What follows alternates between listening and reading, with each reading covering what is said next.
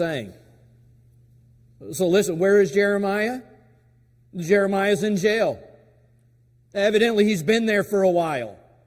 In fact, the verse tells us this is the second time that God talked to Jeremiah since he had been there.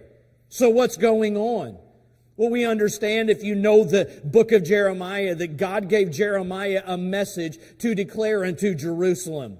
And the message was a simple message. Babylon is going to come down from the north, and Babylon is going to destroy Jerusalem.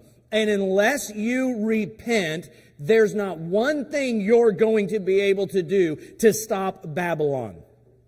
Well, as Jeremiah preached this message, the king at that time by the name of Zedekiah, he heard what Jeremiah was prophesying, and he didn't like the message.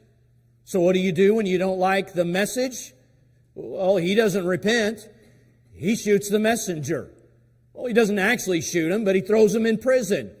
And so now here is Jeremiah, and he's locked up in prison. Why? Because he's doing God's will. There's something not quite right about that. But nonetheless, that's where he's at.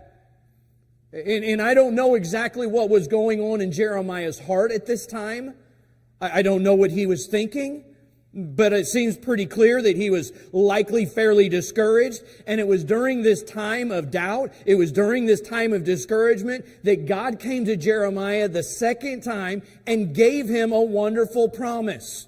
Call unto me, and I will answer thee, and show thee great and mighty things which thou knowest not. You know, God's timing is always perfect. Jeremiah, God knew exactly what Jeremiah needed at this very moment.